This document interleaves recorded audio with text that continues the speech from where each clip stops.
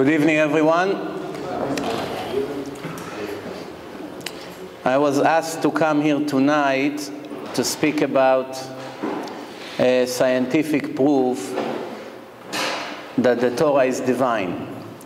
Most of the Orthodox Jews in the world that I met don't need proofs that the Torah is divine. So I don't know from all the audience that sits here who has doubts, who doesn't have doubts. But one thing for sure is even the ones who are 100% sure can use some of the things that I will show here if they ever come across an argument with a secular Jew. They'll know what to answer. Da ma shetashiv. There are many books in this generation that teach how to handle people who come ask questions. Now, there are two kinds of people. There are people who ask legitimate questions. They grew up like goyim. They don't know anything. They grew up in a place they never learned Torah. One day they reach an age that they begin to think, and they have legitimate questions.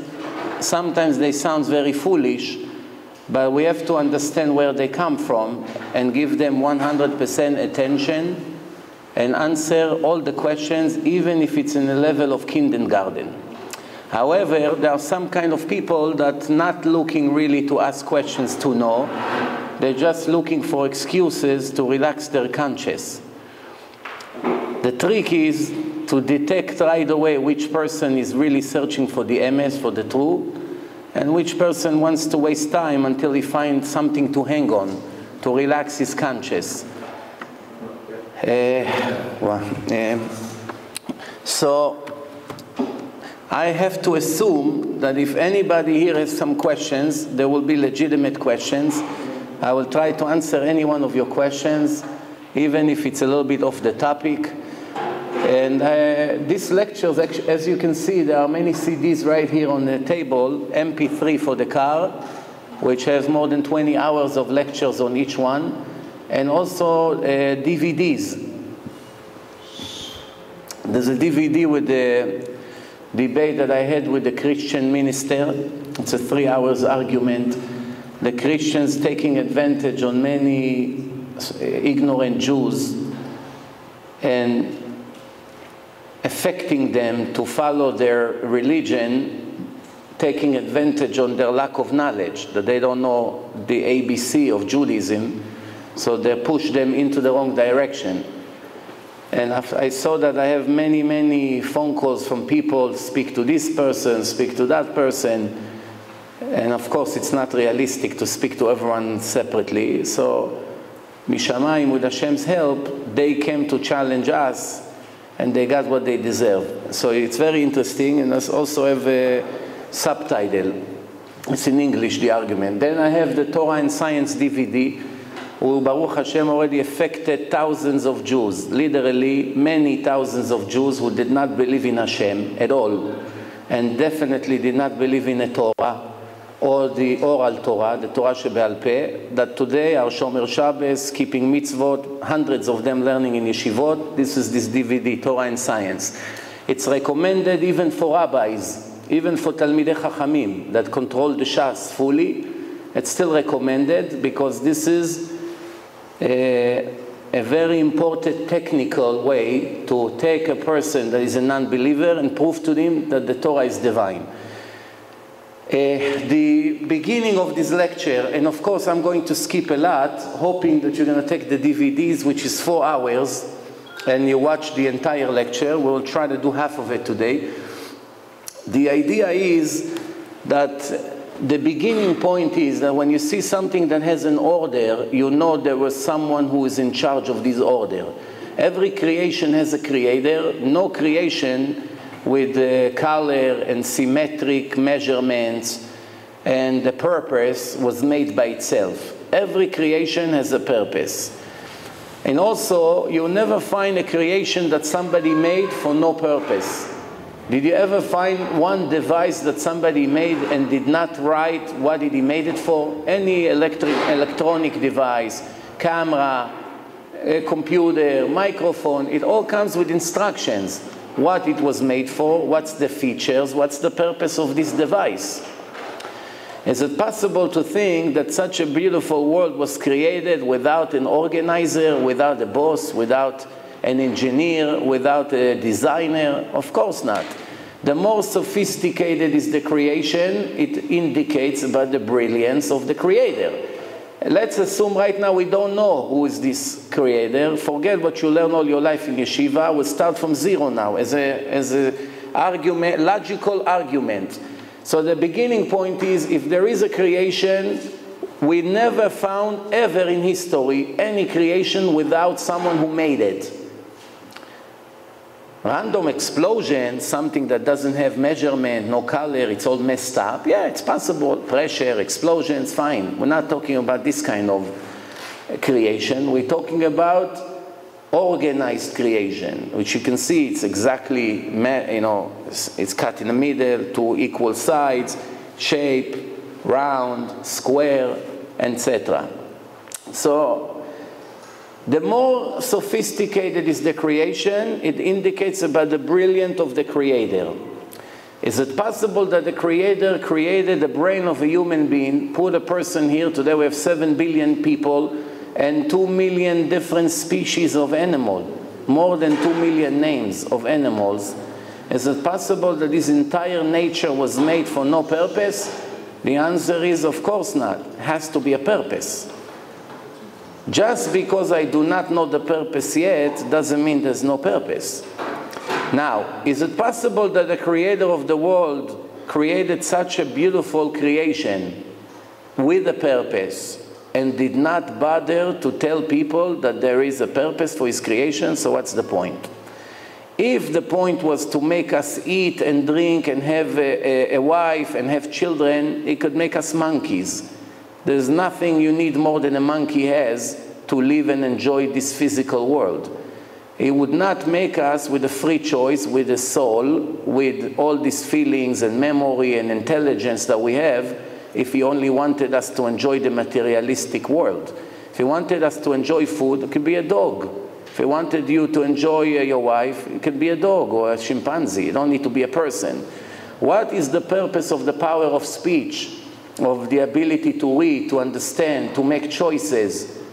Why the only people who have jails, the only species, are people? There's no jails for animals. No animal was ever convicted of a murder, even though they murder every minute. Because everybody understands, they live with instinct. They're hungry, they attacked. But people can do good and bad, and even the people who deny that the Torah is from God, deny the existence of God, they still understand that a person is different than all the animals. That's why there's court and there's police, because people are responsible for what they choose. So that's, everybody understands that. So is it possible that the Creator put us here and we see the entire nature was made for us? Common sense. Everything in nature is under my control. I control the animals, I use them, I use their skin, I use some of the things from their body, medicine, food, all kinds of things like this. I use them for my needs, I control them, my wisdom control them, where to put them, where to lock them, to set them free, whatever, I use them all the time. I use the nature, I use everything that grows, everything, water, oxygen is always made for me, which means I'm the main actor in this movie here. Everything was made for me. Without me, the movie is worthless. Is it possible that my Creator never told me my purpose? Not realistic. Then comes Judaism into the picture. A person comes and he brings a book. We know it was Moshe ben Amram. It's really not relevant right now. A person comes and brings a book and claims that this is the book of God. This is the book of instructions. Torah in Hebrew means Hora'ah, instructions. When I say Hebrew, I mean Lashon Kodesh. The modern Hebrew is about 50% Lashon Kodesh, and the rest is a mix from all kinds of different nations that they gather together, all the modern words, they didn't know how to call it. So some of them is Arabic, Persian, Turkish, English, Spanish, all kinds of words, Russians. It's a salad. All the modern words they didn't find in Lashon Kodesh, they made up all kinds of words. But when I'm speaking Hebrew, I'm speaking Lashon Kodesh right now. So the question is, Torah means instructions, Hora'ah. A person come and claim this is the book of instructions of God. But I'm a very skeptic person. I don't believe anything people tell me. No one. Especially if they tell me, trust me. I don't believe. So the question is, how, as a complete atheist now, we're starting the arguments, how is it possible that I'm going to review this book and change within a day or a week to a complete believer and follow the instructions of the book? Obviously, if I'm going to find one mistake in a book, what would I know? I know that God did not give this book. For instance, if the book would say that the twins that collapsed in Manhattan, it says in the book that they collapsed in Brooklyn. That's what it says in the book. There's any point of reading the rest of the book? I already know for sure this book is not from God. If I see such ridiculous mistake, why would I waste another 5 hours of my time read the rest? Just out of curiosity. I want to find out if this book is divine or not. All I have to do is find one mistake. If I find human error, then it's not divine. If I find a human error, I know for sure this book is not divine. That means the rest is not relevant anymore. Why? Maybe some of it is divine, some of it is human. Maybe the original way was given by the creator of the world, and people added some extras to it. That's the human nature, no? To add, to make things more bombastic. So how do I know they did not modify the Torah? The answer is, even if that was the case, and some of the Torah would be divine, and some of that would be human, I would not be able to rely on any verse in the Torah without a doubt. Every pasuk, every verse in the Torah will have a question. Maybe a person added into the book. And we know that if we have one doubt about one of the psukim, if it's divine or not, that's a very serious problem. Which means the original Torah of the creator of the world got mixed with the opinion of people like you and I. And that's going to be a disaster. So the idea is that if I find one mistake, even the divine parts, if there was divine parts, became nothing for me, because I cannot rely on the rest of the book. Once I find one mistake, everything is questionable. That's why there's no room for any mistake. That's why there is a very serious warning in the Torah not to modify the Torah, not to add anything, not to decrease anything. And you all know if one letter is missing from the Torah, there are 304,805 letters. If there's one letter is missing, the Torah is pasul. You can put it in a suitcase and throw it. There's no kedusha in it. One letter, one little yud that even did not change the meaning of the word. The meaning of the Torah did not change even a bit. Everybody understands 100% what the writer of the Torah meant. But one letter is out, it's already pasul. It lost all the holiness in it. Why? It became human. It was modified. It's not anymore divine the way it was. So it's very, very serious. And there's a serious punishment for someone who modified the Torah even by one letter. So let's see, how do we prove that the Torah and the Torah Shebe'al Peh, mainly the Torah Shebe'al Peh, because the written Torah, from my experience of 17 years, most of the Jews believe to a very high level that the written Torah is the book of God.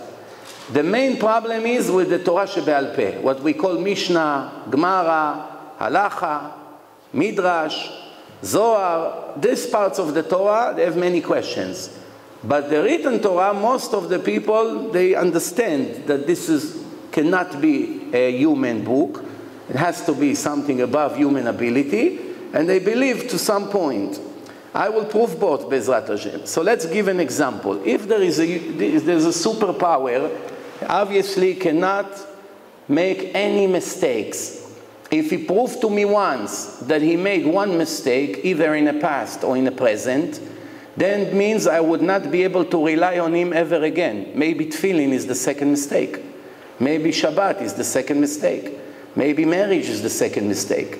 Maybe tzedakah is the second mistake. Everything is maybe, maybe, maybe. I cannot rely on it. Once you prove to me you're capable of making mistakes, basically my relationship with you will always be based on a doubt. And it's very difficult to follow the truth when you have doubts. Today there is more than 80,000 religions and cults in the world. More than 80,000. It's growing as we speak. Everyone claims they have the truth. But if you knew a little bit about the main religions out there, such as Christianity and Islam, you'll be very amazed how quick it's possible to prove that these religions are false. For instance, as I said before, when we find one mistake, the book is over. All of these religions and cults started with the story of one individual. For instance, one day a person named Muhammad, almost 1400 years ago, he came from the desert and he claimed that angel Gabriel gave him a Torah. He called it Quran. He claimed that the angel gave him this book. How many witnesses he brought to prove that the angel gave him the book? The answer is none. According to his version of the story, according to their Quran, not that we're coming to claim something on our own opinion, according to the story in their original book, they admit that he came by himself with no witnesses. So a religion who starts with the story of one person who nobody ever saw that God or the angel spoke to him, it's already 50% doubt. Maybe it happened, maybe it did not happen. All I need to do is to review the book and find one mistake. If I find one mistake, it's basically over. Let me give you an example. This is a part from the Quran, Surah 40, verse 36, 37. It says that Pharaoh and Haman, how do they know these names? Islam never contradicts the Torah. They come and say God gave the Jews the Torah in front of millions of witnesses. They believe in Abraham, Yitzchak, Yaakov, Yosef, David. You know, they're 100%. All the Tanakh, 100%. They just claim there's another book and another prophet. Therefore, the Quran must comply 100% with what the Torah says. If you find one contradiction between the Quran and the Torah, right away we'll know where the mistake came from. Not from the Torah, from the Quran, which is 2,000 years later. So according to their book, they're speaking now about Pharaoh and Haman. Pharaoh and Haman had a meeting. Is it possible? How many years after Pharaoh died, the last Pharaoh, Haman was born? About 900 years later.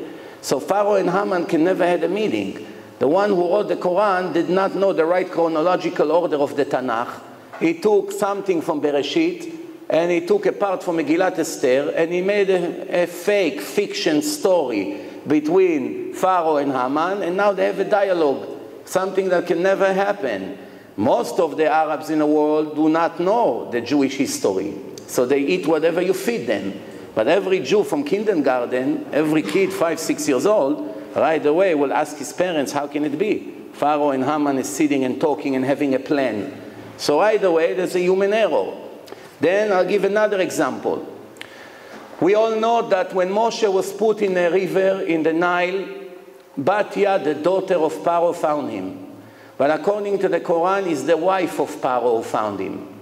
What happened to God? He doesn't remember what happened in reality. 2,000 years ago, when he gave a book to the Jews, it said the daughter of Pharaoh found Moshe. All of a sudden in the Quran, Eshet Paro, the wife of Pharaoh, is the one who found him and asked not to kill him. Maybe we'll have a use in him. And another mistake, they took Moshe Rabbeinu and made him the uncle of Yossi. Yossi, the false messiah of the Christians, lived 1,300 years after Moshe passed away. And all of a sudden, Miriam, the sister of Moshe and Aaron, Miriam Anevia, Miriam the prophet, became the mother of Yossi. They made such critical mistake. They took two different Miriams, the Miriam of the Torah and the Miriam, according to the New Testament, the mother of Yossi, which was also a Jewish woman, and they mixed between them and they turned her into one person, not knowing it's two different Miriams with 1,300 years apart. And it says right here, oh, Maria, what a strange thing you brought us. Oh, the sister of Aaron. Your father was not a bad man, etc. And Maria, the daughter of Amram. This is all the sources, as you can see. So that's already 2, 3 mistakes right there. There are many, many more mistakes. As a matter of fact, there are parts in the Quran that proves with no doubt that the Holy Land belongs to the Jews. It says that if you ever have a doubt in the Quran, you have to go to the Torah and check it over there, because the Torah was given to the Jews before you and it's more precise. Where does it say it? In the Quran. That the Torah is more precise than the Quran. So if there's any doubt, you have to go to the Jews and ask them. So this is just an example how 1.5 billion people follow something, and almost not one of them has the mind to investigate and find a mistake and know that it's nonsense. This is just an example. Let's give another example. I'm skipping some. The rest you can see in the film. There's a lot of interesting things about it. We didn't come here to disprove other religions. I just want to use it for 5-10 minutes for us to know, when I speak about the Torah, the differences between the Torah and other religions. The New Testament, they come and they quote something from Yossi himself. As you all know, Yossi was born as a Jew and died as a Jew. Yossi never started Christianity, for those of you who do not know. Christianity started anywhere between 70 years to 300 years after he died. He originally never started a new religion or a cult. He had a group of people, miserable people, homeless people that he gathered around him, that nobody paid attention to them, Jews and non-Jews, and made himself a group of people and was teaching them.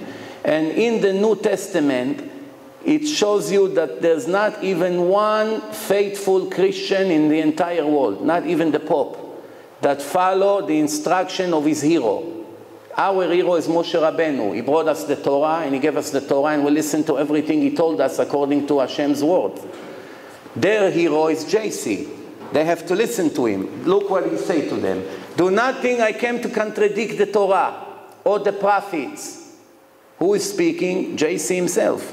I did not come to contradict. You have the verse right here, Matthew 5. This is in one of the books of the evangelists, the New Testament. I did not come to contradict the Torah. I came to fulfill. Obviously, I'm telling you today, if heaven and earth will be destroyed, you cannot erase one yud from the Torah. One letter from the Torah you cannot erase. Not even kotz shel yud, a part of the letter. They will all remain. Therefore, if someone contradicts one of the smallest mitzvot from the Torah and will teach otherwise to other, will be cursed by the kingdom of heaven. This is the words of the one who, because of him, a new religion started.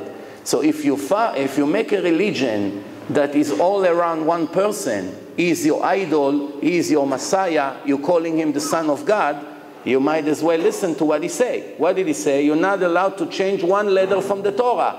You're not allowed to change one mitzvah from the Torah. Do you know any Christian who keep one mitzvah from the Torah? There's not even one. So they don't keep anything. They made a religion that is based on all kinds of stories, and it's full of human errors. Let me give you a few examples. According to the Torah, Avraham Avinu bought Me'arat HaMachpelah. You can see all the information in front of you from Ephron HaChiti. Where is it? In Hebron. Where Yaakov Avinu was buried? Also in Me'arat HaMachpelah in Hebron. Who is the father of Shechem? According to the Torah, Hamor is the father of Shechem. How many Jews went to Mitzrayim? Altogether 70. As the Torah says, Shivim Nefesh. This is the Torah. Now they call the Torah the Old Testament. And how did they call their book? The New Testament, which means part 2. So let's see what part 2 has to say. Part 2 says that Yaakov and his children went to Egypt and died over there, and they took them to Shechem and buried them in the grave that Abraham bought from the children of Hamor in Shechem. 2 mistakes. Abraham never bought it from Shechem. They made a mistake between Kever Yosef to Me'arat HaMachpelah, and he never bought it from the children of Hamor. 2 big mistakes, human errors. Even kids in kindergarten today knows better than this. Ask your children in 1st grade, 2nd grade, they'll know these details. So you see that the writer of the New Testament had very limited knowledge in Judaism. That's why it made him make a lot of mistakes. And according to the New Testament, Yaakov went to Mitzrayim with 75 people. What happened to God? He doesn't remember that he was 70 in book number 1, or in book number 2 he became 75? This is mathematical error that obviously only a person can do, not God. So this is just few examples to show you how do you know if a book is not divine. Everything that I say, it's right here in English, but we don't have time. You'll see it in a movie. Now let's go to the Torah. Let's begin to talk a little bit about the Torah. In Sefer Dvarim, chapter 4, Perek Daled, The Torah already speaks about false religions who will come to the world. It says like this, that Hashem is warning the Jews that if they don't listen to him and don't follow the instructions, what the results of such behaving will be that Hashem will spread the Jews in all the nations, and only few of them will survive.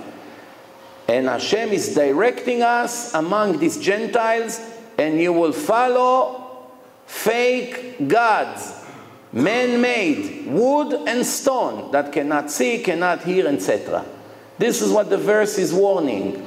In reality, we just found two prophecies right here. Two nevuot. What is the nevuot? We, the Jews, started in the same generation like the Chinese people. After the flood, Shem, the son of Noah, someone who hates Jews, his name is anti-Semite. Sem is the son of Noah. Anti-Semite or anti-Shemi, it means someone who hates the descendants of Shem. Shem was the uncle of the Sini. So the Chinese and us started in the same generation. They are 1.5 billion, and we are only 13.2 million. We're not even 1% of them. So what's going on out here? How did the Jews, who never had restriction on birth, should have been by now 3-4 billion people? And in reality, we're only 13.2 millions.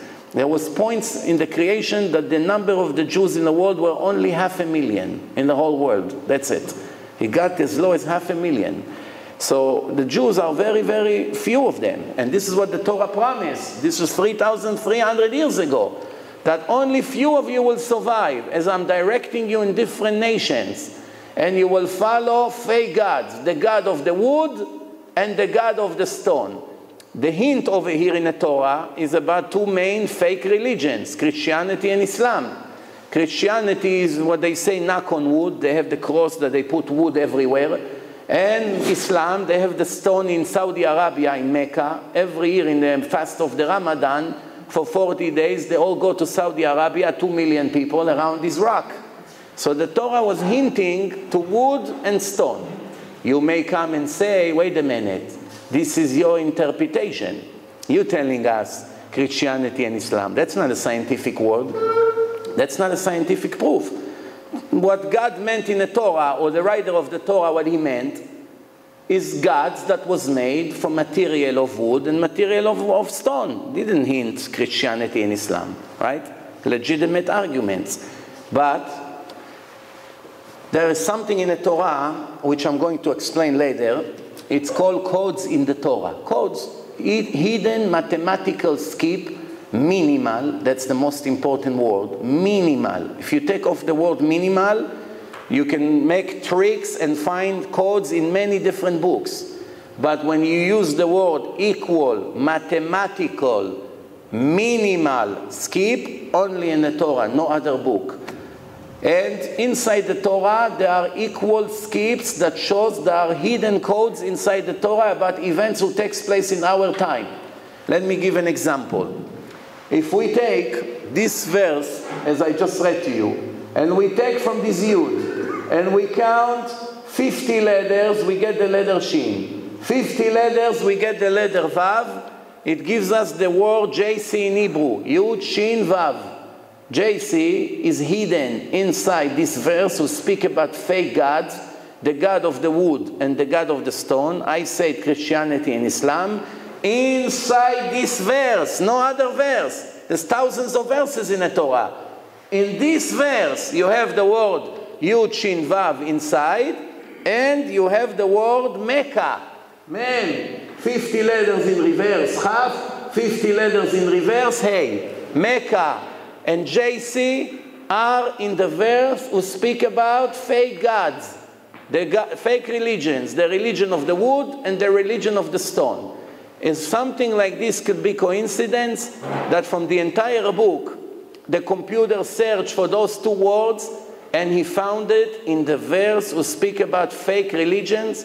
What are the odds that in a book that was written 1,300 years before Christianity and 1,800 years before Islam, Christianity and Islam would be mentioned and in equal mathematical skip, speaking about the two most important in their religion, Mecca, the holiest city for them, and JC, which is their false Messiah, which they call him the Son of God. So that's just one example of some divine information inside the Torah, but that's nothing compared to what we're going to see now. You know that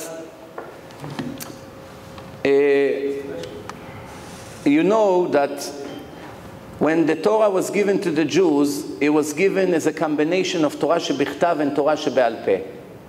In the Zohar, when you look at the Zohar, you also see things that's happening today. Yes. It was written by a human. I didn't get to it. I'm getting to the Zohar soon. It says, no errors, basically.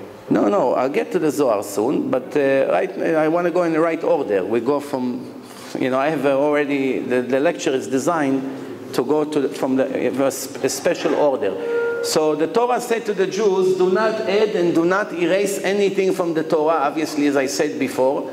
And now we're going to see what the Torah says in Sefer Dvarim, Deuteronomy chapter 4, verse 32 to 35. The Torah said, this what I'm going to show you right now could never be written by a human being.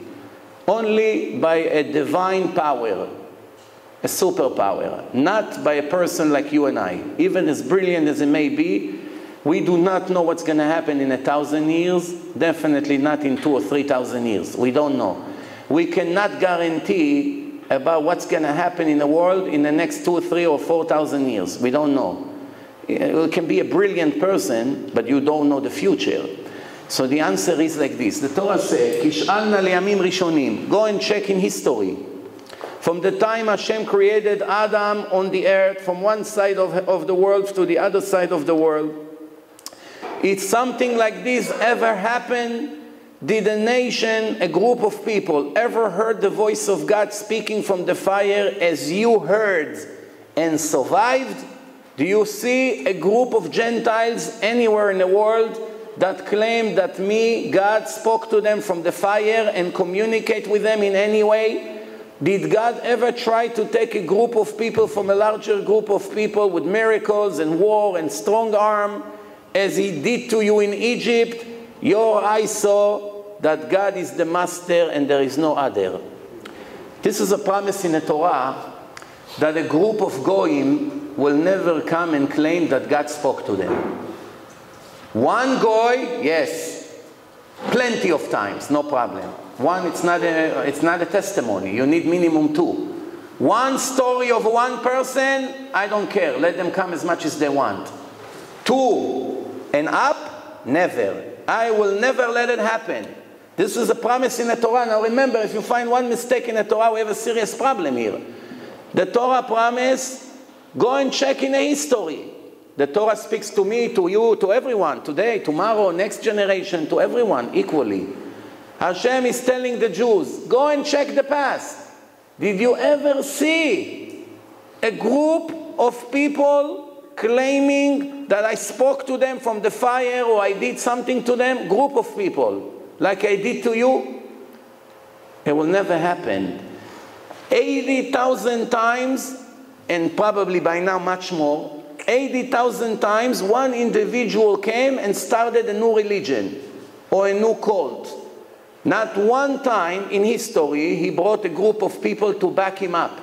All Muhammad had to do is to bring 3 or 4 Mustafa and Ahmed and Mahmoud to testify that the story really happened. That's all he needs. 3 Arabs who come, he pays them $1,000 each, whatever. He gives them 1 page to learn by heart. Learn it 1,000 times that you know all the details. Tomorrow, 2 o'clock, I want you to come back me up. I'm going to claim that the angel gave me the Quran, and you have to swear that you saw me, that the angel came, and we all fell down, and he gave me the book, and I'm the new prophet. It will be a lot more convincing. What's better, that I come and tell you that God spoke to me last night, or I come with 3 witnesses, or 10 or 20 witnesses that they all swear that this is what happened? That's much more convincing. But he didn't bring witnesses. And the same thing, the New Testament. How did it start? A dream of a woman. I went to sleep. God came to me in a dream, made me pregnant. How many people witnessed her dream? Nobody. Nobody can witness the dream. Not only that, in the Torah, God says Eshet Ish is one of the worst sins that it's hardly possible to make tshuva for it. Eshet Ish is one of the hardest things.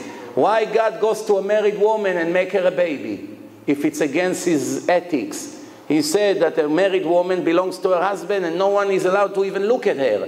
Why would God come and preach to us to be human and decent and to respect someone else's wife, and then he comes to Eshet Ish and make her a baby mamzer? What for? Does it make sense to you, such beginning to a religion and a story of a woman which according to the Torah, her edus is pasul, he cannot even accept a testimony from her.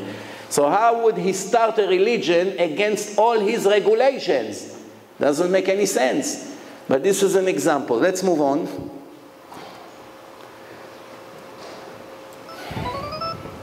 One of the ways in the film, the first part of my film, is proving that the nation of Israel really received the Torah in Mount Sinai. 100%. One of the ways to prove it is when Hashem came to Moshe Rabbeinu and he told him, I want you to go and take my nation out of Egypt. Moshe had an argument with Hashem for 1 week. I'm stuttering, my brother is older. There's a lot of excuses that he gave. And he said in the end, anyway, they won't believe me. Now, technically, Hashem should have get angry at him. Why are you giving me a hard time? I say to Avraham Avinu, leave everything, go. No problem, sir. I begin to go. I come to you, I tell you to save the entire nation. You're arguing with me, wasting time for a week. Just do what I say and finish. Why don't you trust that I know what I'm saying, no? Even one of us, if Hashem would come to us and say, go to the Jews in, I don't know where, Yaman, whatever, and tell them I send you to get them out. We would start arguing. Okay, no problem. Tell me when, where to go. I'll do whatever you say. No questions. But Moshe doesn't want to go. And yet Moshe said, anyway, they won't believe me. And what does Hashem say to him? You're right. You're right. Why should they believe you? Just because you come and you claim that I spoke to you? No. That's why I am going to speak to you in front of everyone. They will all listen to me and you speaking. And only after that, they believe in you for eternity. No one will ever have a doubt. No one has a doubt about Moshe. Not the Muslims, not the Christians, and the Jews who know the Torah is real. Nobody asks questions if Hashem spoke to Moshe or not. Now, when you come to 500 or 1,000 secular Jews, you come to 1 million Jews, whatever. You want them to become religious. And they're all now free. They do whatever they want. Nobody tells them what to do. Is it possible in a 1-hour speech to make all of them Shomer Shabbat, put tefillin, come to shul, dress in a certain way, eat certain food? Is it possible? What's the chance that all of them will become religious? Zero, right? Depends who the speaker is.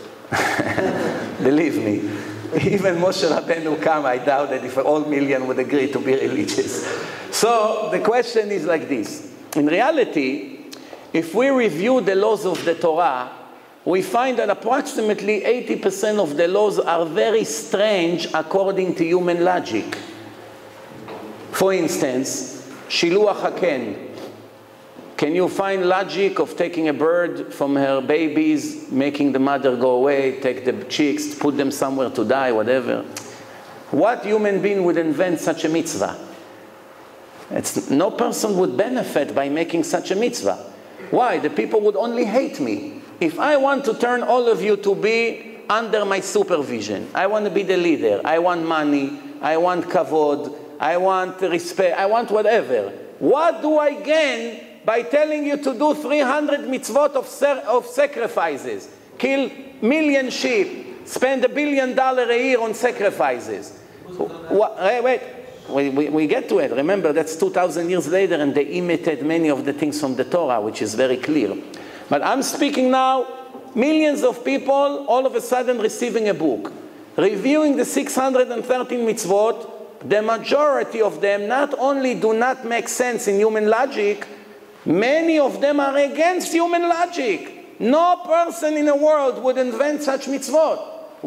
All these sacrifices, take the blood 7 times here, in the corner over here, put it over in here, put it in the toe. A lot of things that nobody understands where it comes from. the way you build the Mishkan, the measurements. What person care about these things? Also, 1 week, you're not allowed to eat bread, 5 kinds of grains. What logic you find here? You should not kill, it's logical. You should not steal, it's logical. Respect your parents, it's logical. For that, you don't need Torah. Every normal human being understands its logic. But I'm talking now, 80% of the laws, for sure, a person could never imagine such laws.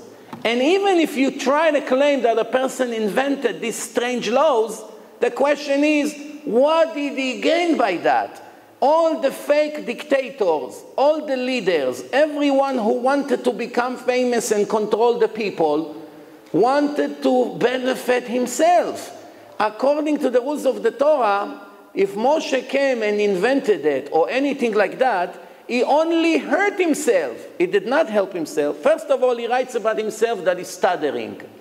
Did you ever see one negative comment about the hero of the Quran or the hero of the New Testament on any other cult that they write against Muhammad something? If one Muslim will hear something against him, they'll kill him right away.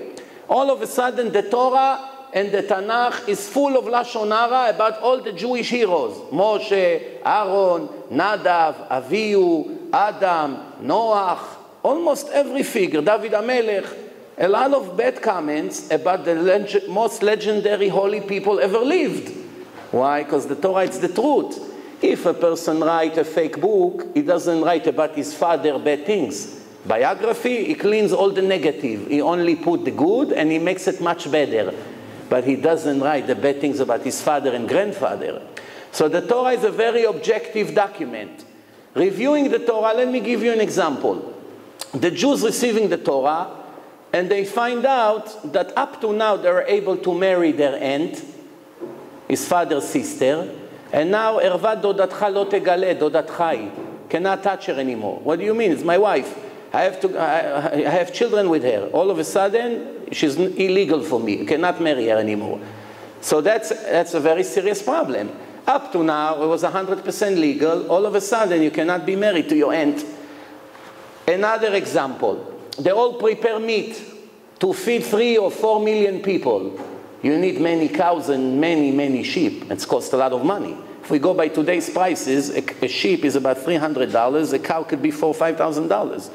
So the question is, if you have to feed 3 million people on Yom Tov, they're all preparing now for Yom Tov, and they slaughter all the animals with regular knife.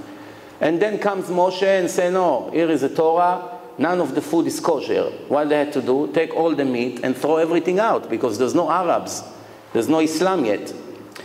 Today, when you slaughter a cow, it's not good. You call Ahmed, I have a halal meat for you. Come, give $1,000, at least I cover my cost. But then in the Midbar, what are you going to do with the 10, 20,000 cows and 100,000 sheep that they prepare for Yom Tov? It's all not kosher. So they have to throw all the food to the garbage now. All the food has to go to the garbage. That's why we eat dairy in Shavuos. Why? There's not enough time to start slaughtering animal, to put salt, to get the blood out, to wash it, to prepare. The Yom Tov is any minute. So they ate dairy food. But the question is, why would the faker come and invent such a law that you have to slaughter the animal with a certain knife and you have to do all these things? Just allow them the meat. Why do you want them to hate you? You understand the idea? There's not one reason why Moshe would use something that he didn't hear from Hashem, because everything he said technically was against him. It made his life a lot harder. Many of the details about Ma'amad Har Sinai in the film, I made it a lot more organized. It's an entire hour about all the things that the Torah say that you know right away that a faker could never write, because it's against him, not helping him to present his case. So, when we review the Torah, now I know there are many different ashkafos in Judaism. And one of the problems is that everyone that has a certain ashkafa is 100% convinced that all the other ones, their ashkafa is not good. Which means, even if a gadol b'Torah, a giant chacham, said something that it's against the way we were raised, we hardly care. Okay, so somebody said, it's not our ashkafa, that's not what my rabbis taught me. So there are many different groups among Judaism who think a little bit differently and have some different customs. But some people, for instance, they're against proving that the Torah is divine. They say that if you begin to prove it, many of the children who right now accept everything and eat whatever you feed, they will get used to think on their own. And they will start asking questions, and from all the questions that they may have in their life, chas v'shalom, they'll become in apikorsim. That's one ashkafa. Then there's another ashkafa and say the opposite. If you don't prepare them now, the world out there is a zoo. There are so many hunters out there that as soon as they're going to go to business or somewhere and they meet other people, they'll crush their emunah 1, 2, 3. So what's better? I leave this argument for much bigger people than me to decide. But one thing I want to show you, everything I say, it's from the Torah. I don't mix even 1% of my own opinion, nothing. Just read to you in front of your eyes. What did the creator of the world ask from the Jews? To believe in him or to know him? If we review the entire Torah, we don't find anywhere in the Torah an obligation to be a believer in God. Rather, we found the opposite. What we find is you should know. V'yida'atem ki ani Hashem. You should know. What's the difference between believing and knowing? Believing in science means not knowing. When a scientist say we believe that that's what happen next month, everybody knows that it's not sure. But if he says we know that that's what's going to happen, we know, then we take it much more serious. He knows, that means 100%. If I come to say to you, I believe I'm in Williamsburg, what do you understand? That I'm not sure. I have doubts. But if I say I know, it's 100%. If I say I believe it's night right now, that means I'm not sure. So we understand the difference between I know and I believe. Let's see some of the psukim in the Tanakh. How does Hashem speak to us? What does he expect from us to do? First, as you can see, Sefer Shmot, you have all the sources in front of you. V'yida'atem ki ani Hashem Elokechem. You should know I'm your God. In another place, you should know I'm your God. In another place, you should know I'm your God. In another place, it's a sign between me and you for generations to know. Not to believe, to know. To know means 100%. To know that I am your God. In another place, Dvarim Dalet, Ata oreta lada'at, not Ata oreta le'amin. You were instructed to know, not to believe, that God is the master. In another place, you should know today and return it into your heart. What is the meaning you should know today and all of a sudden return it into your heart? To know that the Torah is divine, it's maximum 2 hours. If a person is clever, it's 10 minutes, not more than that. I made one kibbutznik, 7 minutes, I made him a rabbi today in Bnei Brak. 7 minutes, was working in a car wash. Spoke to him 7 minutes, he got the point. He knew right away what's going on. Then he went to yeshiva, of course, and became a Talmid Chacham. But in 7 minutes, he was clever, he got the point. 2 or 3 proofs, he said a person cannot write it. Okay, that means something is divine there. Let me continue to investigate. So, Hashem said to us, to know that I'm your God, you don't need a lot. Today. Ve'yadata hayom, you should know today. But it will not stay. This knowledge will become weaker and weaker, and you have to strengthen it. That's why it says, Vashevota already indicates that it will come out of the heart. And the battle of life is to constantly push it into the heart. In the Nevi'im, in the Tanakh, in Sefer Yoshua, Leman da'at kol amei haaretz et yad Hashem, that the nation should know the hand of God. Yirmiyahu 24, Ve'natati lahem lev lada'at oti. I gave them a heart to know me. In Yecheskel, V'yida'atem ki ani Hashem. In Yecheskel again, V'yida'atem ki ani Hashem. In Yeshayahu, Mem Gimel. This is one pasuk that is very interesting. Listen good. Leman ted'u, that you should know. First, begin always with knowledge. That's the main requirements in life, to know. Second, and believe me. After you know me, then you can believe me. What is it like? Somebody comes and gives you $1 million check. Certified check. But you don't know who the person is. Yeah, this is fooling me. Probably candy camera, they make fun at me. That's what you think. Give me $1 million, I don't even know him. But then you find out that he's the owner of the bank or the president of the United States. You know, he's not going to make a fool out of himself in front of the camera giving you $1 million check.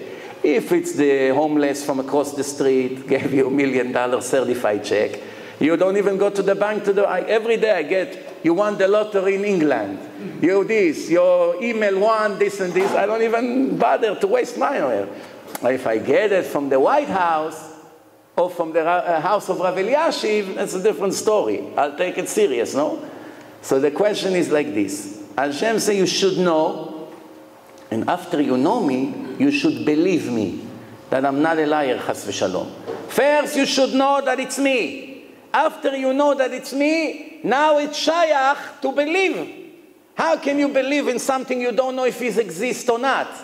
It's not shayach, be'emunah. And tavinu. And the last thing you'll understand. Maybe yes, maybe not. But it's not so critical if you understand why or not. First, you know I'm the God. Second, you believe in me. And maybe one day you will understand what I told you to do. Whether you understand or not, it's not so relevant. You still have to do what I told you. That I am the one, and before me there was no other God, and after me there will never be. So this is just few verses from the Torah and the Tanakh that shows us that Hashem requires us to know Him. Now I want to ask you a question. How many senses we have? Our Creator made us with 5 senses.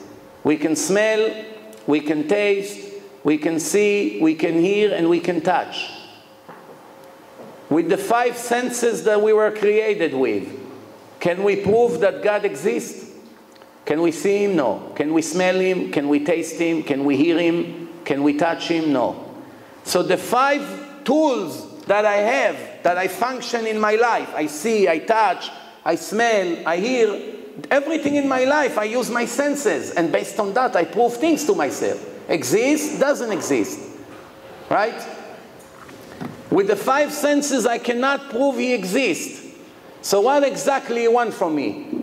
According to the Torah, one day I passed away and I go to the judgment in front of Him.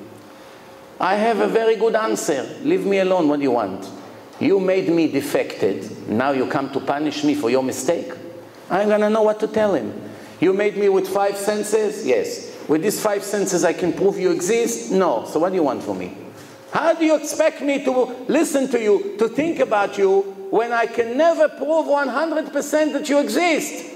You told me that I have to know you, but you never gave me the tools to know you. So I'm dismissed. It's not a fair game. No? Good point or no? So the answer is, when we get on a plane to go to Eretz Israel, did it ever happen to you that you got on a plane and you're worried that the pilot would ended up in Iran, land in Iran? You make a mistake in traffic, in direction, instead of go to Israel, go to Iran?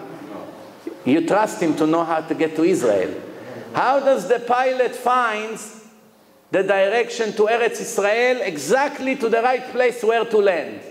In such a wide, large sky, space, that you only see blue or black, you don't see anything. How does he know to go from the United States 11 hours and land exactly where he's supposed to land? Radio waves. Radio waves, radar. Can you prove with the 5 senses that radio waves exist? No. Today they have a special device that can show you radio waves. But 50 years ago you didn't have it. And we were getting on a plane and we trust the pilot to know where to land. Radio, you listen to your transistor radio. Someone from LA is talking live. Do you search inside the little radio if the person is sitting inside? You know that this voice comes in the air. You cannot prove how, but I can swear on my life without being worried that something in the air brought his voice from Los Angeles to New York in less than a second.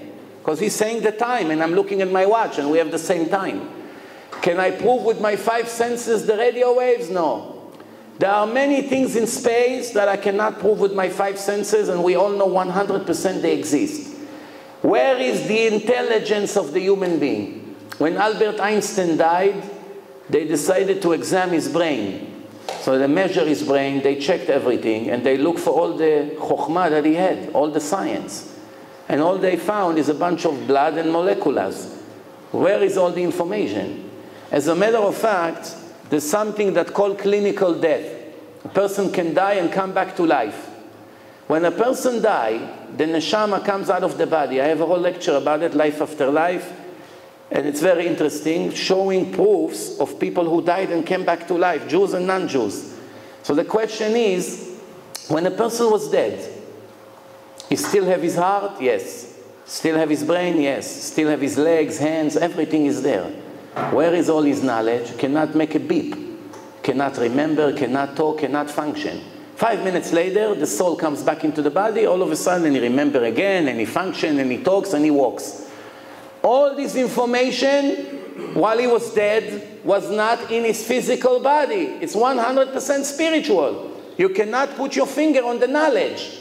Where is all this knowledge? Can you prove it with the 5 senses? No, but obviously it exists.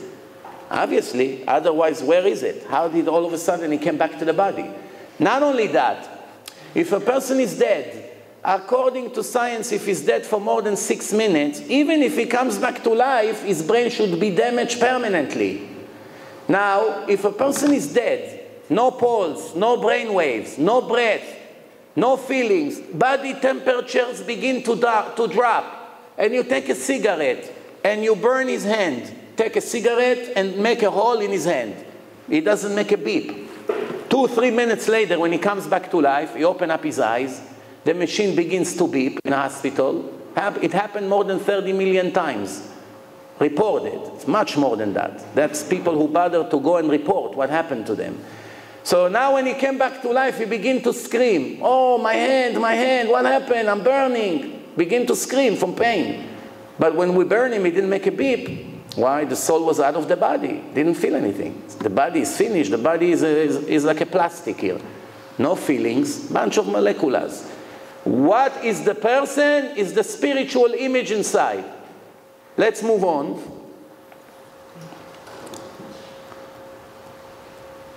There are many ways to prove that the Torah is divine. To prove, not to believe. To know 100%. One is the structure of the transmission. In Hebrew, Mivne HaMesorah. The Mesorah, how it was transferred in a very special way from hand to hand. Hidden structures inside the text, the Torah. Prophecies. I give you an example. You don't find one prophecy in the Quran, and you don't find one prophecy in the New Testament. But the Muslim call him Prophet Muhammad when he never gave even one prophecy.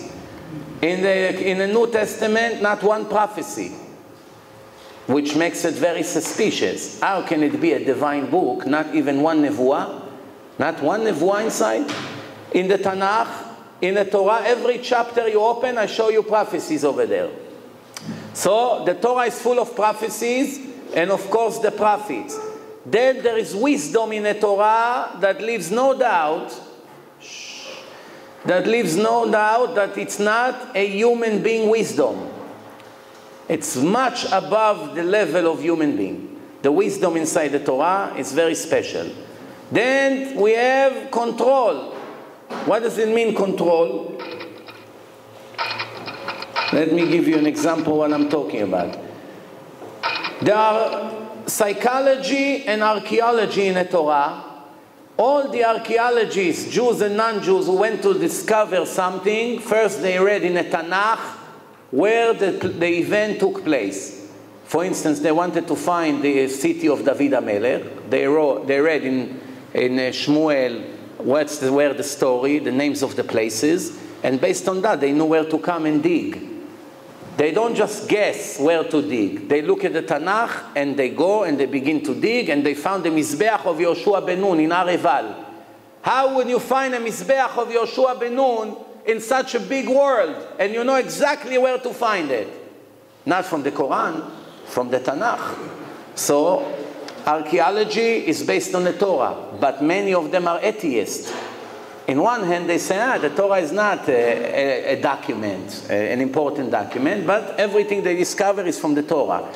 And then psychology. What does it mean, psychology? For instance, every dictator, first thing he does is take care of his children, or to steal all the money from his nation. Gaddafi, Mubarak, Assad, Arafat. Right away, as soon as they come into power, they steal all the money. 200 billion, 50 billion, 70 billion. They hide all the money. And you know what's going on. Moshe Rabbeinu, his children did not inherit anything. The only tribe who did not get real estate, Shevet Levi. His family did not get a piece of land. All the other families got real estate in the Holy Land. My family, I'm the leader who supposedly speak to God, and I came to you in the name of God. My family did not get a piece of land. Very nice. They have to be Arei Leviim, this. Not a place that everyone, very strange. I write about myself in my book that I'm stuttering. I write that I got punished and God threw me out of the land and didn't let me enter the land. God upset at me. I write about myself such things that everyone in history would know what happened to me. That means the psychology of the Torah, it's an objective document. You can see that nothing was hidden. Everything, the way it happened, it's presented to the public. And there's one more way to prove the wonders in the creation. You see that the Torah has knowledge about things in the creation that a normal person is unable to know. Let me give a few of these examples. Let's give the first example now. The Torah said to the Jews, this is what you're allowed to eat. Everything that have fins and scales you're allowed to eat. Kaskeset vesnapir. Fins and scales. There are two ways to tell the Jew what you're allowed to eat, what you're not allowed to eat. The long way or the short way. The long way is to write more than 40,000 different kinds of fish. How long the book would be? All the way from here to Tel Aviv. Just to write 40,000 different kinds of fish with names drive us crazy. This kosher, not kosher. Kosher, not kosher. Not kosher, not kosher, until 5 years from now. Do you know one person would read this book? Not one person would read it. So what's the best way to do it? Is to put a formula. Formula like in math. You need two witnesses. Fins and scales, kosher. Everything else not kosher. It doesn't matter the names. You found something in the ocean, fins and scales, let's eat it. No fins and scales, we're not eating it. Okay. Now as I told you before, you cannot understand one verse in the Torah, one pasuk, without Torah Shebe'al Peh. Many critics coming to claim that, yeah, the written Torah, it's real. You cannot fake such an event. Billions of people admit that the Jews heard the voice of God speaking to Moshe. None of the Jews would agree to speak to Moshe 1 minute. Because when Moshe gave them the Torah, they opened the Torah, and what does it say inside? All of you heard me, I'm Moshe, for the argument's sake. All of you heard me and God speaking.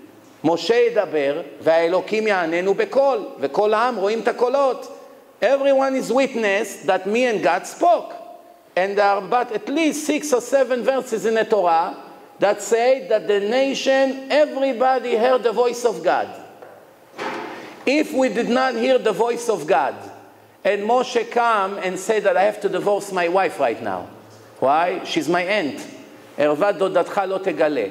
Moshe is my enemy or my friend? Of course my enemy. If somebody comes with a book, and I don't know who gave him the book, and he claims that God gave him the book and I must listen to him. And he gives me this book, and I see first thing in the book that I have to divorce my wife and leave my 12 children on the street without a father, and I cannot touch her anymore, even though we love each other very much. My first thing is, how do I kill this enemy before he destroyed my future? Now, I'm not one. There are tens of thousands of people in this situation. And the interesting thing is Moshe, his father, married to his aunt, Yocheved, Amram. So it's also about his parents. So now he gives me the book, and I read in the book that me and all of you together heard him speaking to God. If it didn't happen, I would say to him, excuse me, Mr. Moshe ben Amram, you're a very nice person up to this moment, but now we're going to make such a lynch in you, we're not going to leave you alive. You come to fool us, to tell us that you spoke to God, and it say that all of us heard you and God speaking? Who are you telling stories? Anybody here heard the voice of God a few minutes ago? Please raise your hand. All it needs that one Jew would pick up his hand and say, excuse me, I'm here also for a few hours. I didn't hear anything. That would be the end of the Torah. First mistake in the Torah. The Torah say everyone with no exception, even the deaf people, everyone heard. One person would pick up his hand and say, I'm very sorry. I'm really not lying. I'm here already for 3 hours. I didn't hear any voice of God here speaking to you. I didn't. Why it say, Moshe yedaber, ve'elokim ya'anenu bekol? Why does it say bekol, with a voice? If it wouldn't say with bekol, I don't think there will be Jews left in the world. Baruch Hashem, we have this word in the Torah. It saved us. Because if it wouldn't be in the Torah, you know what would people say? Of course, I'll tell you what happened. Moshe brought everyone to the desert, and he said, shh, everyone be silent. I want to hear what God said. Go like this. Okay. And he begins to talk. Okay, shh. Nobody hears anything. When it say, all of you heard the call, cannot fake anything. Yes or no? There's no in between. If it did not happen, nobody would be religious. Who wants headaches now? Changing, maser, this, that, divorce, kosher, not kosher. What is this? I heard the voice of God. That means I don't have a choice. I have to divorce. I have to throw the cow to the garbage. I throw the cow to the garbage. I have to dress differently. I dress differently. What can I do? Do I have a choice? I heard the boss of the world speaking to you. So, you cannot understand one pasuk in the Torah without Torah shebe'al peh. Let me give you an example. We all put tefillin. How do we know how to make tefillin? There's hundreds of instructions how to make one pair of kosher tefillin. So many details. One of them you did not do or did incorrectly, it's pasul. It's worthless. You have to bury it. One of these details is not in the written Torah. Nothing. According to the written Torah, no one would ever know what tefillin is. All it says, v'haya le'ot al yadecha. Which hand, you don't know. It's a sign on your hand. What sign? Sign can be a watch, can be a tattoo, can be a scratch, can be a sticker, can be which hand, where in the hand, what to put, how to do. There's no instructions. So what's going on here? God comes to us and say, Oti beni uvenechem.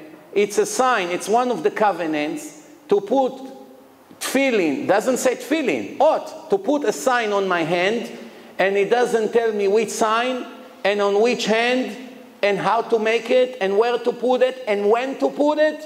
Men, women, children, nothing. No instructions whatsoever. Brit Milah, circumcision. The Jews came from all over the world to Eretz Israel. Poland, Russia, Iran, Syria, Yemen. All cut in the same place, Orla. How do they know how to make Brit Milah? There's not one instruction in the written Torah how to do Brit Milah. Nothing. All it says, Lamul et ha'orla. Umaltem et orlat bnechem in the 8 days. That's it. Orla. What Orla? Nobody knows.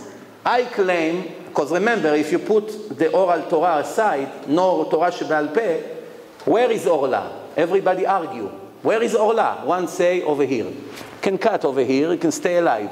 One say, no, it's the nails. One person say, no, I guess he means the hair. One person say, no, cut from the beard a little bit. That's Orla. One person say, no, he doesn't talk about the body. He talks about the clothing. You make a cut in the clothing. So right away, there's 5,000 different opinions. 5,000 different opinions where the Orla is. Because remember, if there's no Torah shebe'al peh, everyone invent a new Brit Milah.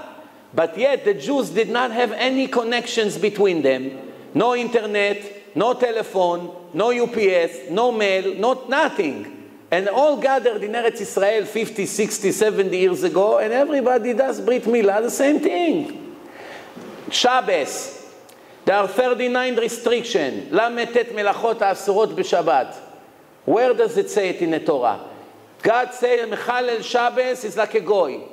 100% like a goy. There's no share to the world to come. has to be put to death by stoning. His soul get cut out of the next world. And doesn't say anywhere in the Torah how to keep Shabbat? How can it be? 2 psukim about Shabbat, that's it? What's melacha? Define melacha, nobody knows. What's melacha? Not to sweat? Not to pick up heavy things on my back? All I know from the Torah, it should not create fire. What's with the rest? It doesn't explain what melacha is. Lo ta'aseh melacha. Explain to me what melacha. You're going to kill me for that, no?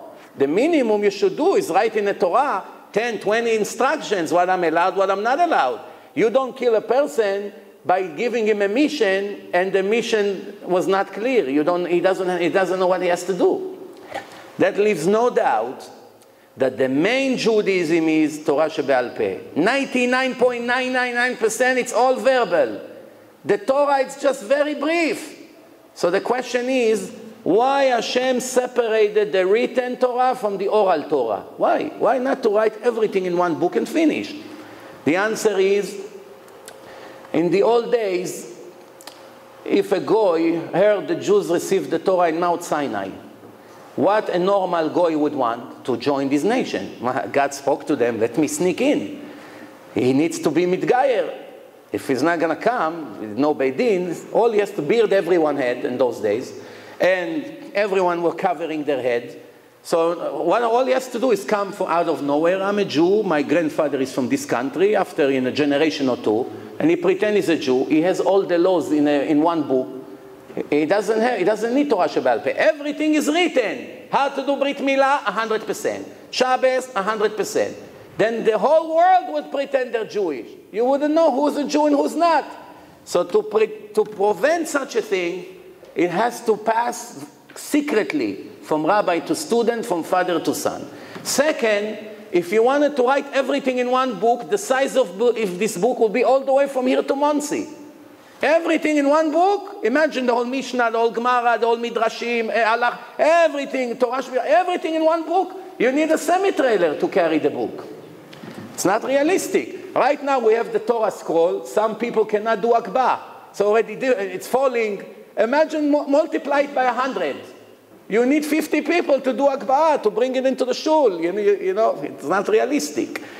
And there's many other reasons for that. So let's see what the Torah has to say about the fish.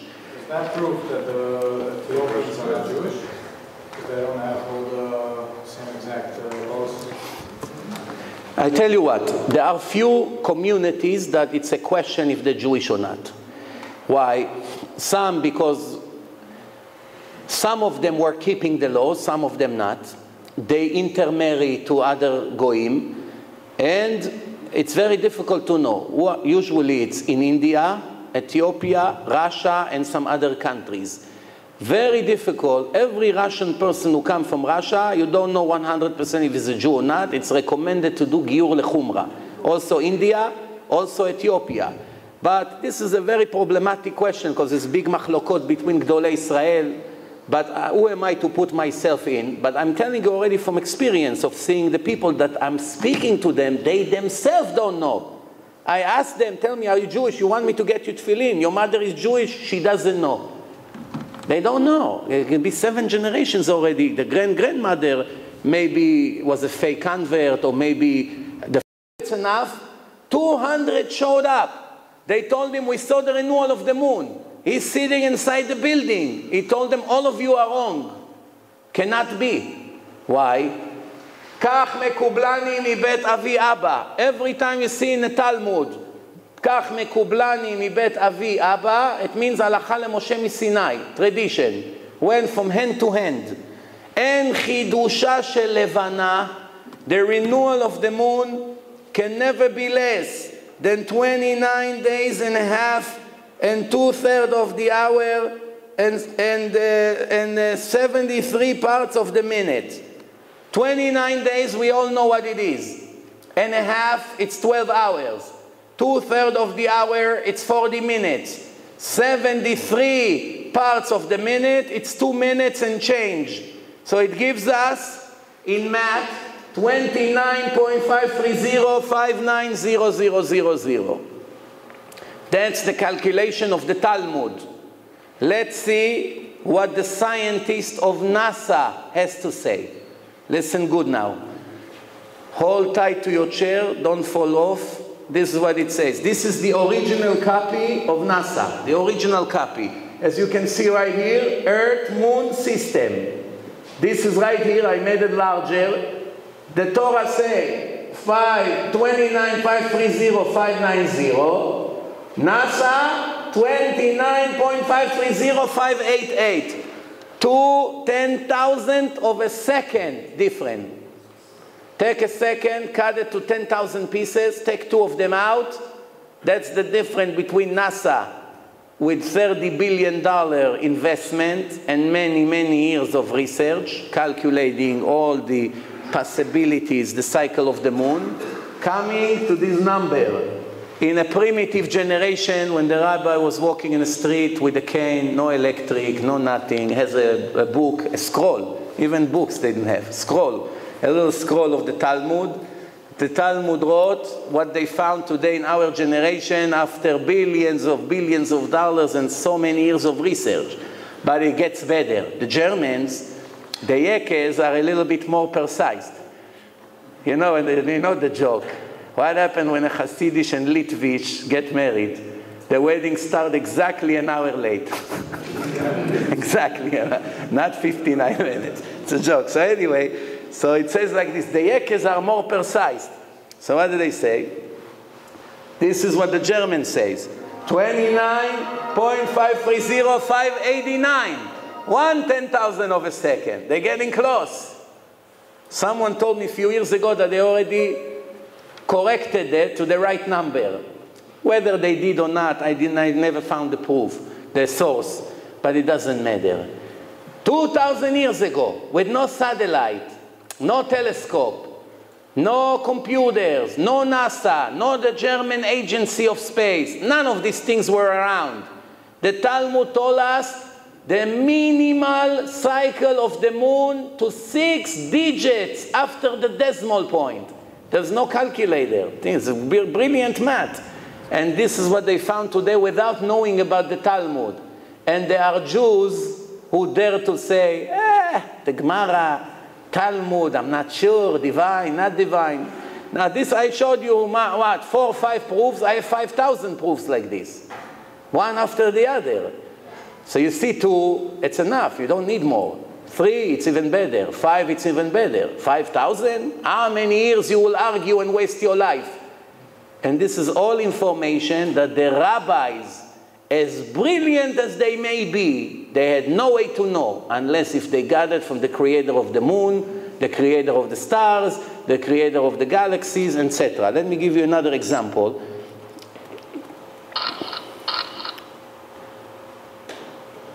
I'll skip the sun. Let's talk about red cow.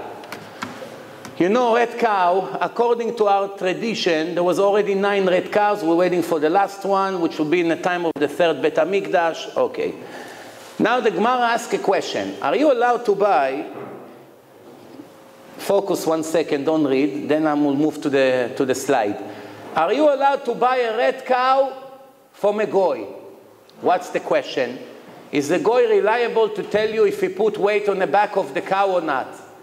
Because according to the Torah says, Para aduma, tmima, perfect, asher lo ala alea ol. No weight was put on it even 1 minute, nothing. It has to be clean from any weight. If you sit on it or you put a bag of flour on the back of the cow, finished. The cow, it's not good anymore. So, you know, also cannot have black hairs. Yes? How come there's a question like this when they bought the first cow from the goy? They bought the first cow from the goy. How do you know they bought the first cow from a goy? Huh? Dama, how do you know that was the first cow in history? You just said that Dama ben Nethina that had a cow, but how do you know it was the first one? Maybe it was the 4th, the 3rd. It doesn't say in the Talmud which one. But even if it was the first, it's still not a question, but I'll explain it to you soon. 1 second. But the question is, are you allowed to buy from a goy or not? The answer is yes. What do you mean yes? If I come to Ahmed, I say, Ahmed, I heard you have a red cow. How much you want? He say, I want $1 billion. I don't have a choice. I have to bring $1 billion. We need it. We raise, we collect, everyone run to collect, and we make a contract and we buy the red cow.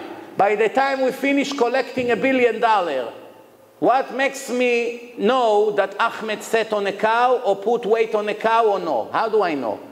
So Ahmed in the meantime heard that the Jews will not buy the cow if he put any weight on a cow. So what do you think? He's going to tell me the truth? I'm going to come with $1 billion cash and say, you know, I only have to tell you something, Yosef. You know, my son went on a cow, he sat on it for an hour. Is that okay? The deal is off. He knows, so he will never tell me. Well, so how can I rely on him? That's the question. This is what the Midrash says. Listen good. It says like this. מעשה שנצטרכו ישראל לפרה אדומה. The Jews needed a red cow, ומצאו אצל גוי אחד. They found it by a goy. אמרו לו, מכור לנו את הפרה שלך. Sell us your cow. אמר להם, תנו לי את דמיה 4 זהובים. Give me 4 coins of gold for it. Let's say $4,000 today. הוטלו אותה, and here it is, take it. עד שהלכו להביא את הדמים, הרגיש אותו הגוי למה הם צריכים את הפרה. The goy said, it doesn't make sense. The Jews never didn't bargain on a price with me. Right away they agree 4 coins of gold. Something is fishy. He went to ask around. Somebody else told him, you crazy? What do you mean 4? 4, it's a regular cow. You can charge a lot more. They need it for the religion. So when the Jews came, he said, I want 5. Okay. I want 6, 10, 20. In the end negotiation, they reached 1,000 coins of gold, 250 times more than the price of a regular cow. Still very cheap. Still very cheap. So from 4,000, they went up to $1 million in our day. I mean, yeah. So, oh. Okay, thank you. So what's going on here? So they got to 1,000. So the Jews told him, okay, we're going to bring 1,000 coins of gold. But it's a final price. Don't play games. It's a final price. Bring the money, it's yours. The next day they come up, they put all the coins of gold on the table, a huge pile of gold. In the meantime, this guy was an anti-Semite. All night, he put bags of weight on the back of the cow. So I'm not going to give the Jews what they really want. I'll make sure that they will put bags on the back of the cow. So when the 2 rabbis came to buy the cow, so they put all the money on the table, and they said to him, wait, don't touch the money yet. So one rabbi came to the eyes of the cow. He begins to see it to look like this. And one of them came to the neck like this with a magnified glass. He looks. They say, no deal. Next time, when you want to make fun at someone, make fun at your mother, not at us. This is the Midrash, word by word. Make fun at your own mother. They collected all the gold and left. No deal. The guy went inside, he put a rope and hung himself. But before he killed himself, committed suicide, he said, bless you, the creator of the world, who chose this nation to be his children. And the Midrash finish, כך יאבדו כל אויביך ישראל. May all the enemies of Israel will be destroyed like him. That's the Midrash. Now I want to ask you a question. Hashem said to the Jews, Halakha, you're allowed to buy from Muhammad or from Chris, no problem.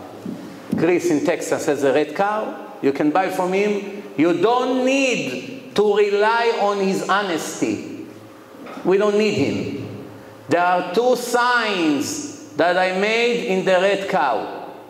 Once you put weight on the back of the red cow, the eyes are not straight anymore. They become cross-eyed, pozlot, pozel. Goes inside towards the nose. And there are 2 hairs in the neck. They fall down and they'll never rise ever again. Try to brush it, they keep falling down. How many hair a cow has? Millions. You saw how big is a cow? Big. So much hair, it's very crowded. 2 hair for millions are very special. Somewhere in the neck, they fall down. If you see this hair falls down and the eyes become cross-eyed, yeah, that means he put weight on the back of the cow. Now let me ask you a question. Let's think together. What human being, for those of you who have doubts if the oral Torah is real or not, what human being would know to even look for these 2 signs? What's the connection between putting a bag of flour on the back of a cow to 2 hairs somewhere in the body who falls down? What person would know to look for it? There's no connection, no logic. It's no common sense here. What's the connection between the eyes? If I put a bag on a regular cow, it doesn't become cross-eye. What makes them know that there are 2 witnesses on the red cow, that based on that, you know if to use it in Bet HaMikdash or not? Now remember, this is perhaps the most important halakha in Judaism. The most important one. The whole Bet HaMikdash depends on it. If the Kohanim can go in, Tmemetim, no, Isurei Karet, the worst thing. No, the whole Bet HaMikdash is worth 0 if this halakha is not correct. And this halakha is based on divine secret that no human being would ever dare to even think about it. That leaves no doubt. Here you go. This size with a big cow or only with red cows? Only in red cow. That's what it is. In a regular cow, you can put weight all day, all night. Red cow, you connect to the machresha, they use them all day, they never become cross-eyed. So this is 2 signs in a red cow that you don't have to trust the goy. Otherwise, you can only buy it from a Jew. And even a Jew, what do you think? All Jews are honest? If the Jew knows he can make $1 billion and his little kid jump on a cow, what do, you fool? You just cost me $1 billion. So he's going to go and tell the rabbi, my son jumped on a cow last night. Don't give me $1 billion, just give me 4,000. They don't need the cow from you. It's a very big test, Nisayon. How do you know if someone came with a tweezer and pulled out like black hair from the cow? He pulled with a tweezer those hair? Let's say the cow had black hair as well. Yes. It wasn't all red. Someone came with a tweezer, pulled that out, and made it red cow. I don't know. Good question. I don't know what happened if you pull hair from the cow, but I guess that what happened is that by the time they buy the cow until they use it, this hair will grow back up. Because how long does it take for hair that it's 1/4 of an inch to grow? A week or 2 later, they'll find out. If I pull my gray hair from here, a black hair will not grow. Another gray hair will probably lie there. You know? All right, so before we finish, and I give time for as many questions as you want, one more thing I want to show, and then you can ask me all your questions. Actually, 2 more things. Allow me 10 more minutes and we'll finish. The Gemara says, speaking about Yaakov and Esav. Yaakov and Esav came from the same mother. We all know the stories. Who came from Esav? Aman, the Nazi. Who came from Yaakov? The Jewish nation. The Gemara says, Amar Rabbi Yitzchak. This is Gemara in Masechet Megillah, page 6. The Gemara says, Amar Rabbi Yitzchak. Ma'i dichtiv. What is it that it says? Al titen Hashem ma'avaye rasha. Hashem, don't let the plan of the wicked person succeed. Zmamo al tafek. Zmamo, it's mezima. Mezima means a plan, a bad plan.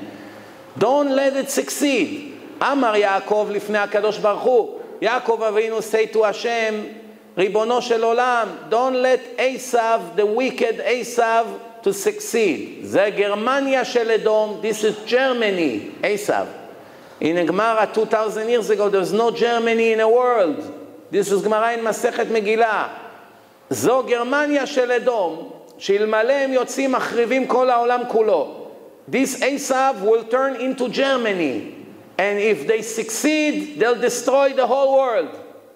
Don't forget, it was written 2,000 years ago. Amar Rabbi Chama bar Chanina, another Tana is speaking, Tlat me'aktiri taga ika beGermania shel Edom. 300 tribes are in Germany of Edom. 300 tribes. This is what the Gemara says. Let's read from the encyclopedia a little bit about Germany. They don't know Talmud. Go in, let's see. This is the Hebrew encyclopedia. You have the source right here, page 432. In the word Germany. This is what it says. The political collapse of Germany had an outstanding outcome. The 300 tribes and the 3 cities kept their independence strictly and made the trade very heavy and very slow by putting high taxes. We don't care about the rest. We only care about one line in the encyclopedia. 300 tribes made Germany into a nation. The history of Germany is like this. It was the German Republic. There were many barbarian tribes. Westphalia, Silesia, Bavaria, different tribes. And came a person named Bismarck. He collected all the tribes and made it one nation, the German Republic. Then later it became Germany, less than 200 years ago.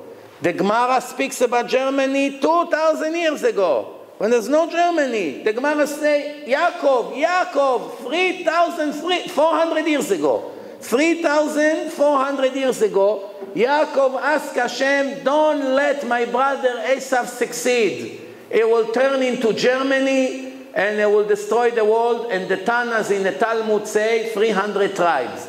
How could they know that there will be a country from Esau named Germany that will have 300 tribes? How could they know? There's no way to know. There's no Germany in the world. Listen good. Now, this is an interview with Imach Shimo Hitler. This is what he says. Yes, we are the barbarians.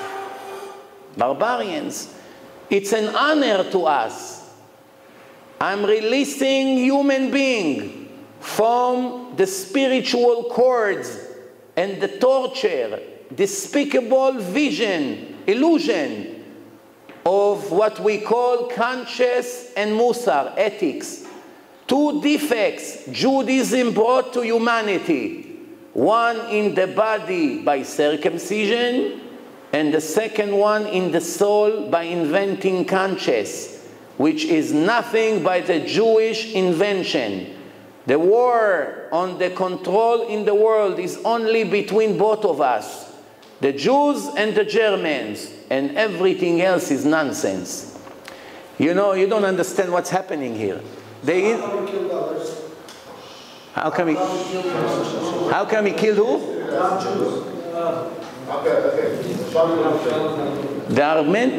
Everyone who was against him, he killed. But his goal was to kill the Jews. For that he was giving everything. You know, that's a part of his distraction was because he didn't want to give up on the Jews. He went to the Arab country. What do you need to go to? He wanted to finish the job. But he said, and he didn't even understand what he says. This is exactly what the Talmud was warning us from. That the fight started in Rivka's stomach already, between Yaakov and Esav. This whole thing started there and never stopped. And this is what he said to you. The Jews, conscience, Musar, Brit Milah, they couldn't take it. And this is exactly how the Gemara say. And the last thing for today, I'm gonna, okay. You know, everybody asks, the Holocaust, where was Hashem in the Holocaust? You hear this question every day, every hour. I just spoke on the radio in Canada, in Toronto, live, and the host over there asked me that question. And the answer is, I know that many here that come here tonight could be descendants of people who passed away in the Holocaust. And it's a sensitive issue for every Jew in the world, even the ones who was not a survivor or whatever. But the point is like this, if we're really being objective and honest, the Holocaust is one of the strongest proofs that the Torah is divine. One of the strongest proofs. If God did not speak about the Holocaust in the Torah, then we have a serious question. How can it be such a thing? The merciful God let such thing happen? But if the Holocaust is described in the Torah word by word, and there is warning after warning that this is what's going to be the end of the Jews if they try to be like the Goyim. So what is the claim against God? I don't understand. Let me read to you what the Torah says. Right here, as you can see, this is what it says. Dvarim lamed aleph. Vayomer Hashem el Moshe. Hashem say to Moshe, Incha shochev im avotecha. You're going already to lay with your father. וקם העם הזה וזנה אחרי אלוהי נכר. And these nations that you see one day will betray me and follow a fake God. אשר הוא בא שמה בקרבו, in the countries where they're going to live. ועזבני, he left me. והפר את בריתי, he annulled my covenant. אשר קראתי איתו, the covenant that I made with them. וחרה אפי בו, I will get very angry at him. ביום ההוא, at that day, ועזבתים, and I would left them. I will not be their God anymore. והסתרתי פניי מהם, I closed my eyes and my face from them. והיה לאכול, the goyim will eat them, ומצאו רעות רבות, and many tragedies will happen to them, and problems. ואמר ביום ההוא, and at that day they will say, הלא כי אין אלוהי בקרבי, because God is not with me. מצאוני הרעות האלה. All these things that are happening to us because there's no God. That's what people speak until today. ואנוכי אסתיר פניי ביום ההוא. I will close and hide my face.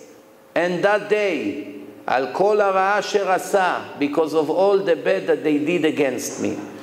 This is a description of a Holocaust that will happen one day. In case you are not convinced, listen good. Shh. Hey, 49 letters, Shin, 49 letters, Vav, 49 letters, Aleph, 49 letters, Hey, HaShoah, the Holocaust. In this chapter, you have more than 30 words that connects to the Holocaust in hidden mathematical skip. Adolf Hitler, Adolf Eichmann, Rudolf Hess, the final solution, the Holocaust, ghetto, Zyklon Bet. So many words who connects to the Holocaust. הפתרון הסופי, the final solution. All these words appear in one chapter in the Torah who speaks about the Holocaust in equal planted codes inside the text. And there are people who ask, the Torah is divine, not divine? Where is this nonsense come from? This is only coming from ignorance. One of the reasons that we have in this generation people who born and raised as frum, Litvish, Hasidish, Sfaradish, doesn't matter. And one day they decide to leave the Torah, they look very frum, but they have zero knowledge. Because everything that they did in religion was pushed and shoved to them as a robot. You have to do it, and that's it. No question. Not allowed to ask questions. And because of that, one day, when they started to hear all kinds of divrei kfira, they didn't have a good foundation. Yeah, they know a lot of Hasidut, they know the Brisk, they know Musar, they know a lot of things. They read books. But they don't have foundation to know 100% what Hashem says in the Torah. You should know I'm your God. You should know, not believe. Emunah, if you don't have knowledge, it's zero. You cannot believe in someone if you don't know if he exists bichlal. First, you have to know he exists, and then you have to believe his word or not. If you don't know he exists, who are you going to believe in? A mystery? A dream? Leave it to the goyim. They have many dreams and illusions. We have a Sali Torah that nobody can argue with. Nobody. Let's see information about the Rambam in the Torah. The Rambam lived 2,400 years after the Torah was given in Har Sinai. Is it possible that the Torah speaks about the Rambam? How can it be that the Torah will speak about a rabbi who is not alive bichlal? In 2,400 years he will be born. Let me show you what I'm talking about. As you can see, I skip a lot. The rest you can see in my ear. You can see in my video, there's a lot of interesting things which I had to skip today. One last thing for today, as I promise, and then I'll give you time for questions. Here you go. This is Parashat Bo. Parashat Bo. Hashem sent Moshe and Aaron to Paro to take the Jews out of Egypt. So, Vayomer Hashem el Moshe.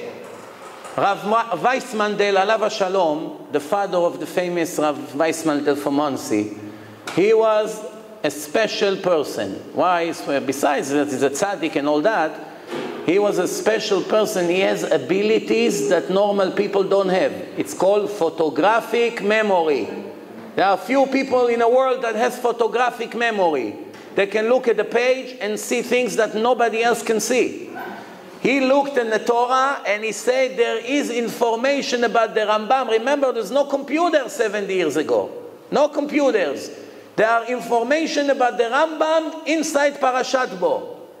Thanks to him, Professor Reeves and Dr. Doron Witztum, two Jewish atheists from the Hebrew University, complete anti-religion. Reeves was a communist. They developed a software. They were asked to develop a software to search for codes in the Torah. After they started to see what the computer discovered inside the Torah, both of them became religious and have long beards, and they're very, very religious today. After they discover, and they didn't plan to be religious, they were communists, is anti-religious. He's a Russian mathematician from Russia. And this is thanks to this code. Mamash 2 more minutes if you can. Vayomer Hashem el Moshe. Hashem say to Moshe. The word Moshe is mentioned here. The name of the Rambam was Moshe. The word Mitzrayim is here. He lived in Mitzrayim, in Egypt. So you have Mitzrayim. The only place in the whole Torah that you have 4 words that gives us Rashi Tevot. Abbreviation of Resh Mem Bet Mem is right here. Rebot Moftai Be'eretz Mitzrayim. You don't have any 4 words combination in the whole Torah that gives us Rambam. Only here, Resh Mem Bet Mem. What was his job? He was the doctor of the king of Egypt. What was his taking care of his heart and his body? So you have another hint over here, Lev Paro. So many hints about the Rambam. But none of the things I said is considered a scientific proof yet. It's all beautiful hints. But now I'm going to show you something incredible. Everybody knows that the most famous book of the Rambam is Mishneh Torah, which is the foundation of Shulchan Aruch. Rambam is Gdol HaPoskim in the last 1,000 years without any question, the biggest posek. And the books that he wrote, the only book he wrote in Lashon Kodesh is Mishneh Torah, because it's halacha. He didn't want to leave halacha open for interpretation. All his other books were written in Arabic. And this book was written in Mishneh Torah, in Hebrew, in Lashon Kodesh. So this is what the name of the book is, Mishneh Torah Yad HaChazaka. And if we take this mem, you see the mem right here? We count 49 letters, we get shin. 49 letters, we get nun. 49 letters, we get hey. Mishneh in equal skip of 49 letters. 7 times 7, 7, it's a holy number. And then in the bottom of the page, we have this stuff right here. We count 49 letters, we get vav. We count 49 letters, we get resh. We count 49 letters, we get hey. So the word Torah is also in equal mathematical skip of 49 letters. But we have one problem. Usually when you enter to the computer a name and a last name, 2 names, it finds the entire input in equal skip from the beginning of the first name to the end of the second name. It's one input. Computer doesn't tell the difference. But over here, between Mishneh, you have 49 letters. Between Torah, you have 49 letters. But it's a much bigger skip between Mishneh and Torah. If you count how many letters between Mishneh to Torah, how many letters? 613 letters. Now let's conclude. 2,400 years before the Rambam was born, Hashem put information in the Torah about Moshe ben Maimon, that would live in Egypt, Mitzrayim, that would be the doctor of the king of Egypt, that would, his nickname, his kinui will be Rambam, Resh Mem Bet Mem, that would write a book, Mishneh Torah, that will speak about 613 mitzvot. How does it start? Mitzvah Aleph, Mitzvah Be, 630. No, still have doubts or no? What do you say about this? 2,400 years. I tell you the truth, when I saw this for the first time, 15, 16 years ago, I was shaking. couldn't sleep at night. I said to myself, if something like this is in the Torah, how is it possible there's one Chiloni in the world? How is it possible? But today I have a better question. You read Parashat Vayikra, Parashat Tzav, Parashat Shmini. Are you fool? What's going on with you? Don't you see? Read every verse. What human being would invent such psukim? All these strange things, that, Bet HaMikdash, the Alpha, the Kohen, the bloods, the sacrifices. So, what person get from this? What do we get from that? I make money, I get respect, people love it, to sacrifice, to kill animal, nobody. You see right away, this is not a human law. It's all above our understanding. It's all very, for a person, you should not kill, makes sense. A person can invent, you should not kill, you should not steal. But all these sacrifices, all these things, all these special masrot, this, that way, bring it from the window, from the roof, you don't have to. A lot of interesting things. No person would invent shiluach haken. Especially when the Torah speaks about tzar ba'alei chayim. Be careful, feed the animal, feed the chickens, feed them before you eat. All of a sudden, take a bird, get the mother out, and take the chicks to die somewhere. What kind of mitzvah is this? And for that, you have long life. It's very strong. What people would agree to do such a thing if they didn't hear the voice of God? Now I'll tell you, if we already mentioned it, let me tell you the secret of this mitzvah.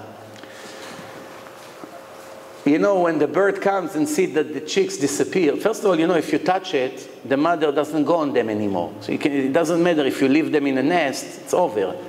That's besides the point. But the question is, when the mother comes and sees that the chicks or the eggs disappeared, so he goes flying up there and go crazy, and it brings mercy to the world. That's the explanation that we all know. But really the secret of this mitzvah is that when a kosher Jew wants to do this mitzvah, what reason a normal person has to do this mitzvah? Only one. No logic, no common sense. Nobody enjoys this mitzvah. No one wants to be cruel to any animal. We only do it because Hashem say to do it. No other reason. But when we do it, our heart is burning. Oh, what am I doing? Poor bird. Feel very bad for the bird. If you're human, if you're not human, you don't feel about anyone. But if you're human, when you take the bird and you make the mother go away and you take the little chicks and put them somewhere on the floor, it kills you. All day you think about, what did I just do? But what can I do? Hashem said to do it. One day we die and we stand in front of Hashem. And Hashem is going to say to us, shame on you. When you got the mother out and you took these two little lousy birds and put them somewhere, for one day you couldn't sleep. You couldn't eat. You felt horrible. But me, 3,000 years, my children are lost, marry goyim, intermarriage, chilonim, eating whatever, destroying the religion. My children away from my table for 3,000 years, it didn't bother you a minute. Nothing, no tshuva, no kiruv, nothing, you don't care. As long as you care about your own kids, that's it. What about my children? Nobody cares. Hey, goyim, don't bring them, don't. What do we have with them? Forget about it. On the bird, the children of the bird, it killed you. But my children, you don't care. When you did this mitzvah, it killed you, huh? What about me? Did you ever feel like this about me 1 minute of your life? Then we're going to be stuck. No answer. What are we going to answer? Okay, questions, please. Or maybe there's no more questions. Yeah. Yes. I'm going to leave, I'm going to look away from the Jews. And the whole thing from the book. Do you know the situation before the Holocaust started, what happened in Europe? Close to 80% of the Jews were already married goyim. No yarmulke, no kosher, no Shabbos. Jews became lawyers in a German court. All kinds of things like this, right? Now you may ask me, but many religious Jews also got killed. Right? Not only the Jews who married the goyim got killed, not only Jews who were eating chazir got killed, Jews that were very, very orthodox. And it was a promise from Hashem that he's not going to bring him out anymore. There's never a mabul. There's never a mabul. There's only one mabul for... Rashi says, something that's going to kill the good and the bad. So it doesn't mean rain. Yeah. How's it possible that it happened? Why? You have an indication there was another mabul in the last 4,200 years that destroyed the whole world? Not the whole world. No. Bad and good. This is what Rashi says. Yes. This is what the second world. No, where was another mabul? Give me an indication. Where? Not a mabul. Please. Yeah, it's a big thing for the old atheists came together, about 25,000 in the city. Maybe we should have made the lecture over there. No. You know what? I heard the questioning, and some of them, they're like, one of the reporters asked them, "Do you believe in the Creator? Do you believe in it?" No. So what do you mean? You don't believe this, but you believe it? They say no atheists, and you don't believe the atheists. I want to tell you something about atheists. One time I was sitting in a shiur Gemara in Monsey. Listen, you're going to like this story. A few years ago, I was sitting in yeshiva learning Gemara, and one guy came to whisper in my ear, "I have an atheist outside in my car. It's an opportunity. He agreed to speak to you." I said, "How are we going to speak here with all this noise? Everyone would look at us, Bitul Torah." He said, "Okay, so let's go out." So I went to the car. 2.5 hours, I talked to him. I give him one proof after the other. By the end of the 2.5 hours, you know how it is when the Hasidim pass and they see an argument on the street? So become an audience. So now I have about 40, 50 people around the car. All the Hasidim standing enjoying the debate, you know, in Monsey. So after 2.5 hours of a show, so I told him, "Okay, I gave you enough proofs. What do you have to say?" He said, "You did not convince me a bit. Nothing. Now I'm even more relaxed than before." Now I learned body language, sign language, you know. And I see the entire thing. Every proof I show him is dying from inside. I see the whole 2.5 hours. But he doesn't want to admit in front of his friend and everyone. So after 2.5 hours, I say, "Okay, so I did not convince you anything?" He said, "Nothing." I say to him, "Okay, just repeat after me a few words and I let you go." He said, "What?" I say, "In the name of the writer of this book." Say after me. So he repeats after me. "In the name of the writer of this book." You don't care who it is. You don't believe in it anyway, right? So in the name of the writer of this book, may the writer of this book will bring all the curses that he wrote in this book on you and your children. Say amen. I say to him. He said to me, "What? Are you cursing me?" I said, "I'm not cursing you. You say this book is nothing, right?" So I say, in the name of the writer of this book, he wrote many curses that he will bring to people who doesn't listen to him. But you say it's nothing. So I say, let him bring all the curses on you. Say amen. I'm not going to say amen.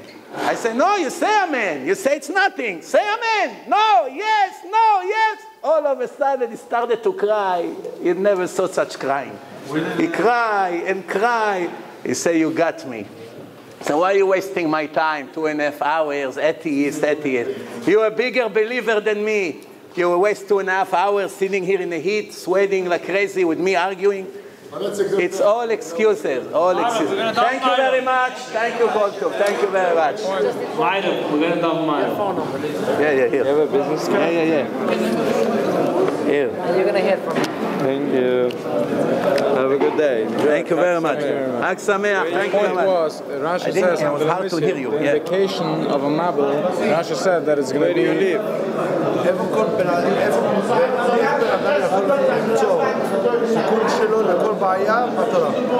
אין כזה דבר, אין תוכנית כבקשתך. לא, קודים כן, אבל תיקון שלא לדעת אי אפשר. אין כזה דבר. From where did you take about the two hairs in the eyes, about the food argument? זה מדרש. Which matter? We want to know which matter. We can reach you. Huh? We reach you. Try during the day, not at night. Where? I'm in Muncie. Which DVD is this? This. TorahAnyTime. You know which So the saying about Yosef before, I want to know about Bukharians. They also like No, but Bukharians were very strict with intermarriage. Good. No intermarriage. the Torah wants us to know. Not only that, the Bukharians Bukharin is one of the holiest background. Bukharin. Georgians, the Kuzarim, Georgians. You don't have one Georgian Kohen in the world. No Kohen, no Levi. Just not entire Georgians. Not one Kohen, one Levi. So we believe that they are the Kuzarim who all converted. The Gerim. Otherwise, how can there's not one Kohen? Kohanim. Bukharin is full of Kohanim. Bukharin is a very good tradition. It's all Persian. Bukharin is Persian who went to Bukhara to find a job, and they settled there. And the Persian is the oldest community. Time of Esther, Mordechai, 2,500 years ago. Just two little ducks. Rashi says that Mabul means under Lumisha. There's going to be the definition of a Mabul is basically a mix-up between the good and the bad. They're all going to suffer. Yeah. So basically, they're sure the Holocaust was a Mabul. It doesn't say water. It has nothing to do with water. No. Then when it says Mabul, it means water. I can prove to you. You give me an email, I show you sources. Okay, so but why does Rashi say... the water so why up and from the I understand. Yeah. So why does Rashi say that a Mabul means under Lamusya, basically a mix? Lamusya from the water. The water creates under Lamusya. The second question is, what does it say after that pasuk that Hashem is going to look away, where it says about the Holocaust? Yeah. What does it say after that? When is it going to finish? No, that's a describe the Holocaust. That's the next thing is the last mitzvah in the Torah. Of writing the Torah is the next book. The next book? Thank you very much. Thank you very much. I appreciate it. Thank you very much. Thank you. Question. Beautiful. One is, what do we know actual receipt from the Torah, from the Palestine? When did the Jews become introduced to this version? I know the end of the Varim, it says that, that Yeshua wrote everything. No, Yeshua, he wrote everything. Okay. Yeah, the last pasuk. Right. Yeah, so when was the first time? That's what you want to do. When was the first time we were introduced to this Torah? When is the first time we introduced to the Torah? Okay, I tell you. Up to Parashat Yitro and Aseret HaDibrot and the whole Torah Shebe'al Peh, 49 days after Yetziat Mitzrayim, Shavuos, 7 weeks after. From there, from Parashat Yitro until the end of the Torah, 40 years. Every few years, Hashem called Moshe Rabbeinu to Oel Moed, write another piece. And then a few more years, write another piece. Only in the last day of his life, he wrote by Nes 12 Sifrei Torah and another 13. Yeshua finished the last verse, and it's finished. That's how it is. So up to Parashat Yitro, it was given already. With the 10 Commandments, everything. From there on, it's now 40 years of history. After the things happened, he wrote. He wrote. He didn't write it before it happened, because it will eliminate the free choice. Everything that happened before. The second question is that most of a lot of the Torah is being spent on Avodah Zarah, right? Right. It's not applicable today, right? Well, today there's still Avodah Zarah, but not like the way it was. Yeah. Right, and everything that is being said in the Torah, everything is, all the punishments, everything is Avodah Zarah. Yeah. No, there's many other things. Maybe Chilui Arayos, Chilul Shabbos, Gezel. There's many other things.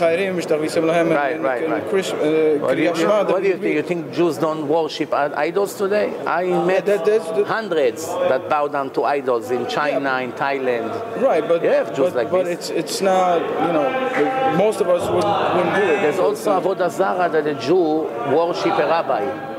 Oh, okay. For the money. I can't debate. You were right. One of the arguments is that the Old Testament thank you very much. There's only one version, and then the New Testament is a lot of versions. 150.